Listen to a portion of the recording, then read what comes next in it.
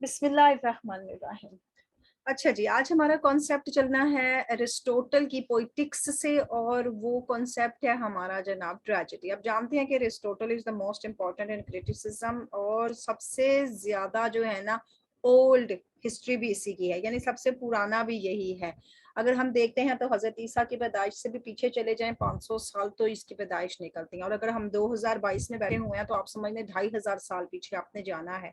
और 2500 साल पीछे जाते हैं तो अरिस्टोटल ने जो बात की इडिपस रेक्स की, क्योंकि उस वक्त वो चल रहा था, उसका दौरा था, तो वो उससे भी पहले लिखा गया था, उससे भी पहले 1000-1500 साल पीछे चले जाए तो इडिपस रेक्स हमसे 3-3.5 4 हजार साल की हिस्ट्री बन जाती है। एग्जैक्ट उसका मुझे इतना अभी याद नहीं है।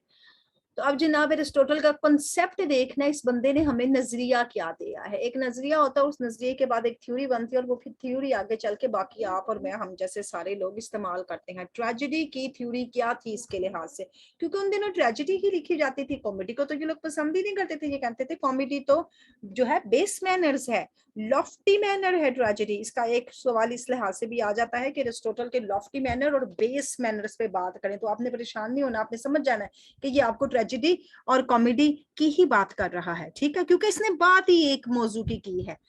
इसका कॉन्सेप्ट ट्रेजेडी के बारे में जो है उसमें इसका मेजर कंट्रीब्यूशन है, बहुत बड़ा किरदार अदा किया इसने, और इसने इसे क्रिटिकली सोचा, क्रिटिकली थिंकिंग की। अच्छा, प्लेटो का भी इसके साथ ताल्लुक निकल आता है, लेकिन प्लेटो का सवाल बहुत कम आता है। प्लेटो की थ्योरी ऑफ ट्रेजेडी और इसकी थ्योरी ऑफ ट्रेजेडी, हालांकि ये दोनों उस्ताद और शागिर्द थे, ठीक है। अंडरलाइन करें, ये पहला क्रिटिक था जिसने तनकीद निगारी शुरू की, इसीलिए क्रिटिसिज्म में एरिस्टोटल आपको सबसे पहले मिलता है, क्योंकि ये आपको मिलेगा तो आपको पता चलेगा ना तनकीद निगारी शुरू कैसे होती है। और इसने not only dealt with the subject, बल्कि इसने उनकी डिटेल्स भी बताई, ना सिर्फ मौजू बल्कि मौजू की तफसीलात भी बताई हैं। कैथारसिस की इसने थ्योरी नहीं बताई, तो सारे कैथारसिस को अपने अपने मफहूम में लेते हैं। जैसे वेटिंग फॉर गॉडो में हमें गॉडो नहीं ना बताया गया, तो हम सब गॉडो को अपने अपने लिहाज से ढूंढते हैं कि कौन है गॉडो, कहाँ से आया है गॉडो। तो इस वजह से इसने कैथारसिस की थ्योरी नहीं बताई, तो वो मुख्तलिफ लोग अपनी थ्योरीज दे के फिर बताते हैं। अलबत्ता इसने यहाँ पर ये जरूर बताया है कि इसने सिर्फ सब्जेक्ट और उसकी डिटेल हमें बताई है, मगर आल्सो लेड डाउन करता है जर्नल प्रिंसिपल, और साथ साथ हमें सिखाता है कुछ ऐसे असूल जिनके हवाले हैं फितरत के साथ, कॉन्स्टिट्यूंट्स के साथ, फितरत के जो कुछ इवेंट्स होते हैं, जो उसके तसलसल होते हैं, जो फितरत के आइन्स होते हैं जिनसे फितरत बनी होती है, यानी उनके अनासर के साथ, और उसके फंक्शंस। ट्रेजेडी का काम क्या है, ट्रेजेडी की नेचर क्या है, ट्रेजेडी के अंदर क्या क्या कुछ आता है, ये जर्नल प्रिंसिपल इन्होंने हमें बताए हैं।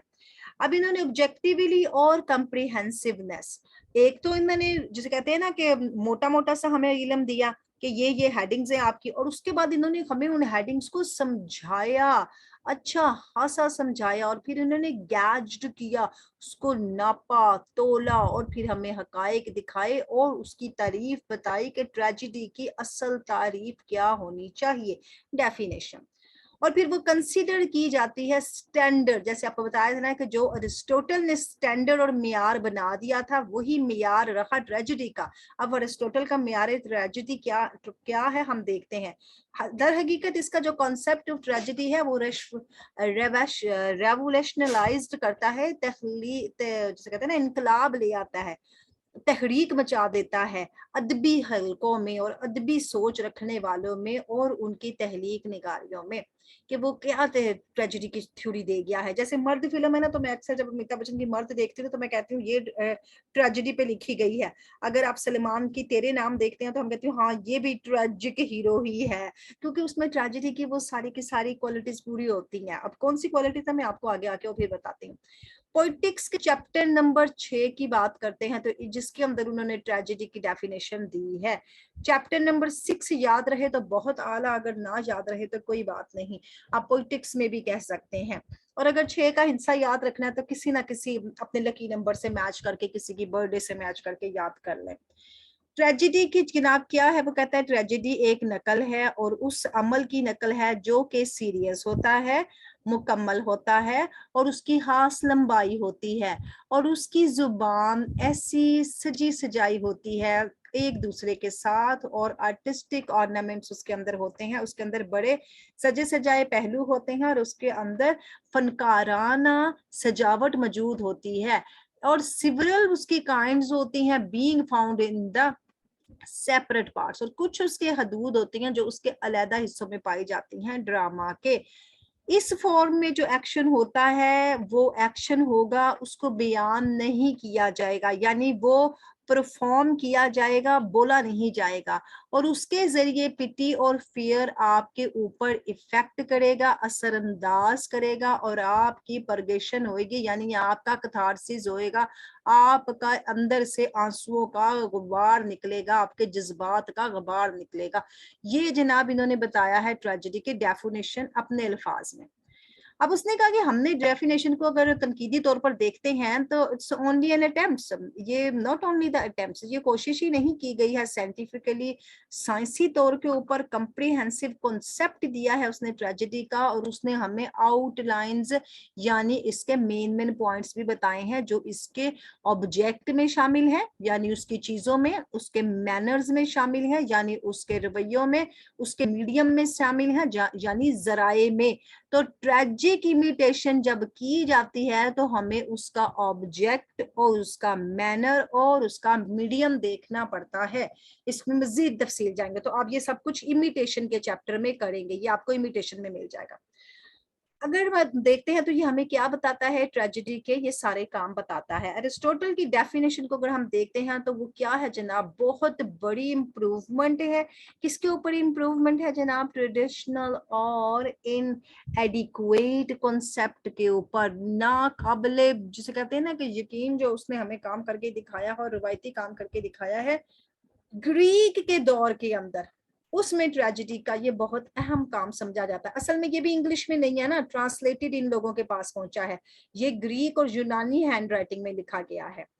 लिहाजा इसमें हमें क्या तशरीह दी जाती है कि ट्रेजेडी में ये तशरीह दी गई, one of the 3 serious plays, जो 3 सीरियस प्लेज चल रहे थे वो थे स्टायर प्लेज, यानी वो स्ट्रेयर वो देवताओं के बारे में लिखे गए ड्रामा थे, और वो ड्रामेटिक फेस्टिवल बनते थे। जैसे मैंने आपको बताया ना, रामलीला ये लोग अभी भी परफॉर्म करते हैं, सीता भी परफॉर्म करते हैं। हम लोग तो अपने कैरेक्टर्स को नहीं लेके आते ना, जो हमारे मजहबी कैरेक्टर्स होते हैं, जो देवी देवताओं के किरदार ही हुए ना इनके, लेकिन हम अपने पैगंबर औलिया के किरदार नहीं लेके आते सामने के, नहीं कोई उनका रूप नहीं धार सकता है।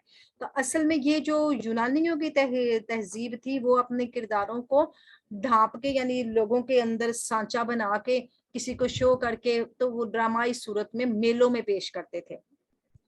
ताहम इसमें क्या वो बताना चाहते थे, the origin of the tragedy, उनका मकसद था कि हम ट्रेस करें ट्रेजेडी की असल को।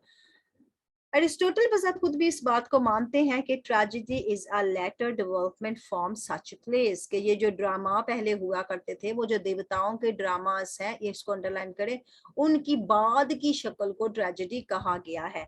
अब टू हिम, ये अरिस्टोटल है, अरिस्टोटल के लिए ट्रेडिशनल एपिक को अगर हम देखते हैं तो वो भी कंट्रीब्यूट करती है इसकी फरोग में, और वो एक आजादाना शक्ल है ट्रेजेडी की।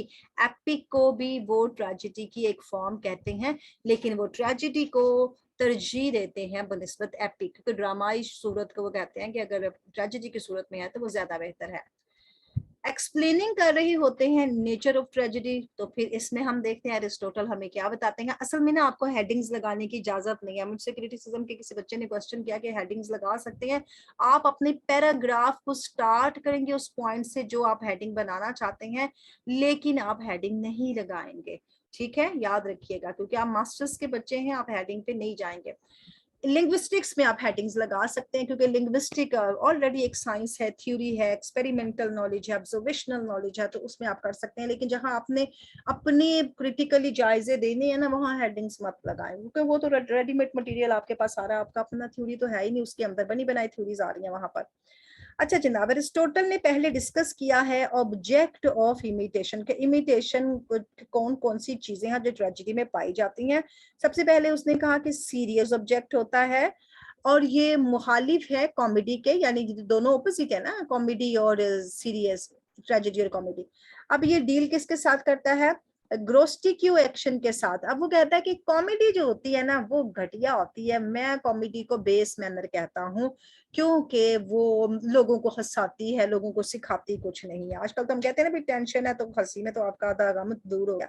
इमिटेशन क्या है जनाब, वो कहते हैं उसको तख्लीकाना होना चाहिए, उसको स्लेविश कॉपी नहीं होनी चाहिए, ये स्लेविश कॉपी को अंडरलाइन करे, दूसरी चीजों की यानी दूसरे ऑब्जेक्ट की कॉपी नहीं होनी चाहिए। अब बात चल रही है मैनर ऑफ इमिटेशन पे, पहले चली object of imitation, manner of imitation.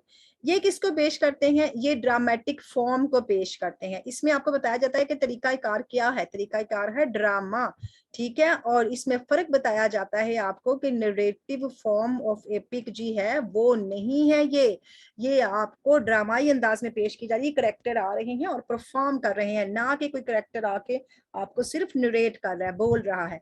Further tragedy का यूज उन्होंने बताया कि वर्सेस के अंदर किया गया है, यानी ट्रेजेडी का अगर आप इस्तेमाल करते हैं उनके अंदर अशार के अंदर, तो डायलॉग्स भी इस्तेमाल करें ट्रेजेडी के अंदर, और सॉन्ग जो है कोरस के वो भी डालें। अगर वर्सेस हैं तो वो कोरस वर्सेस करेगा, और अगर डायलॉग्स हैं तो वो करेक्टर बोलेगा, करेक्टर डायलॉग्स भी बोल सकता है, वर्सेस भी बोल सकता है। यानी वो शायराना कलाम, आपको पता है पहले ड्रामे लिखे ही पोइट्री में जाते थे, ये तो प्रोज बाद में आया है ना, जब ये आप हमने नॉवल देखे हैं तब प्रोज आया, फिर नॉवल के बाद ड्रामा प्रोज में आया है।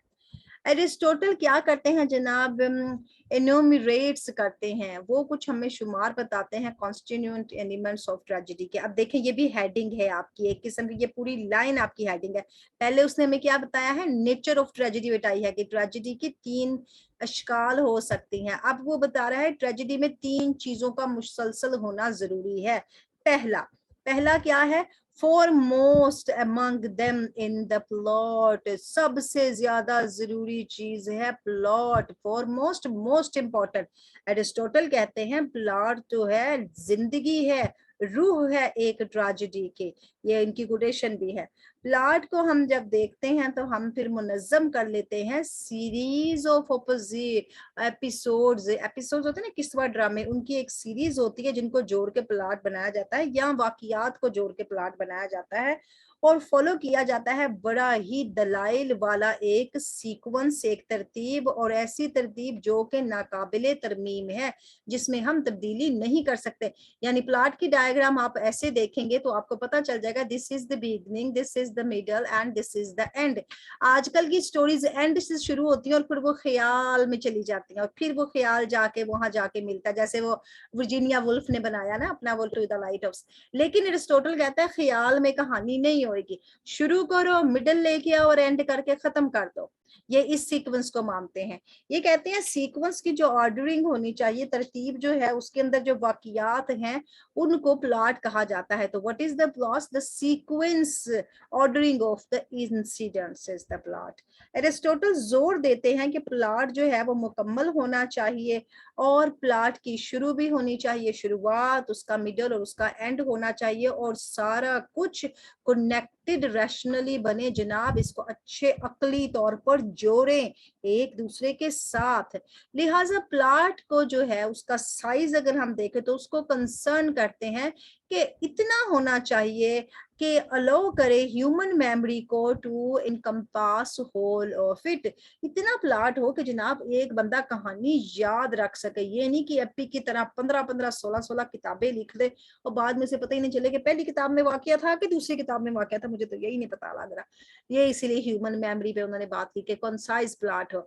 एरिस्टोटल के मुताबिक जनाब वेल कंस्ट्रक्टेड जो प्लॉट होता है वो हमें लेके जाता है एक पावरफुल ट्रेजेडी इफेक्ट की तरफ। अगर एक प्लॉट अच्छा बना होगा तो वहां 3 घंटे का, 4 घंटे का, 5 घंटे का आप शो देख रहे हैं, आप उसमें खो जाएंगे, और फिर आपको वाकई ही उधर बैठ के महसूस होगा कि मैं एक सीक्वेंस देख रहा हूँ। लेकिन अगर आप उठ के इधर उधर जाते हैं फिर आके बैठते हैं तो वो सीक्वेंस टूट जाती है। जैसे कहा जाता है ना कि दुआ करने लगे हैं, तस्बीहां पढ़ने लगे हैं, तो इसमें सीक्वेंस नहीं टूटनी चाहिए, बातें नहीं करनी किसी ने। स्पेशली मैं तो जब कहती हूँ तो मैं फिर यही कहती हूँ, बातें ना करें बीच में, पहले जनाब पढ़ाई करनी अच्छी तरीके से, ये सीक्वेंस ना टूटे। यही एरिस्टोटल कहते हैं कि हमारी कंस्ट्रक्टेड प्लॉट की सीक्वेंस नहीं टूटनी चाहिए। इसीलिए कहते हैं कि यहाँ पर कोई ऐसा स्कोप नहीं है whatsoever of irrelevant, जो कि irrelevant हो, अपने उन ज़ाब्तों से अलग हो जाए, और सुपरफ्लूअस इंसिडेंट भी नहीं डाले प्लाट के अंदर कि आपको कोई फरिश्ता दिखाना है, कोई रूह दिखानी है, कोई जिन दिखाना है, कोई भूत दिखाना है, तो मत डालें, क्योंकि आप उस वक्त स्टेज पे ये चीजें परफॉर्म नहीं कर सकते हैं। नेक्स्ट में करते हैं जनाब,